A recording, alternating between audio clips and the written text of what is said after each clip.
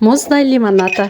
Mынасы да ешкім яқ демейтін шығар, иә. Және оның ішіне мұз салып, мұздай қылып ішсек, тәурақ ысыларды басатын шығар, иә. Ассалаумалейкум жақынларым. Қалайсыздар? Сылар мейіплеп жатырсыздар ма? Сіздерге осы түрк лимонатасының рецептін айтып өтейін, иә. 4 лимон, 3 апельсин қосылады. Негізінде бір апельсин қосылу керек. Мен балаларыма апельсин көп қосылған жақсы көреді. Соның үшін көптеп салдым. Сіздер астасаңыз болады. Лимон менен апельсиннің сары жерін жұқалап кесіп аламыз. Ақ жері кетіп қалмау керек. Ақ жері ашқылтым дәм шығарады. Соның үшін тек сары жерін.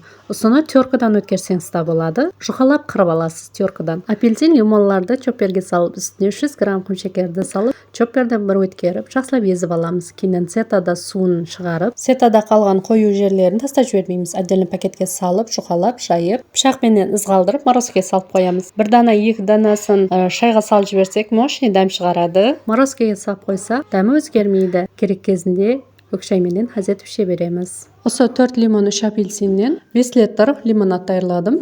Осындай етіп дайырлап қалыңке салып қойсақ, шөлді басатын мұздай лимоната болады. Бір мәрте болса да дайырлап көрің. Егер де дайырлап көрсеңіз, мені белгілеп кетуді ұмытпаң. Ұнаған, ұнамағанды жазып кетуді ұмытпаң. Егер дайырлауға ерінсеңіз, дайырлап беру керек болған жақындарыңызға жіберіп қоюды ұмытпаң.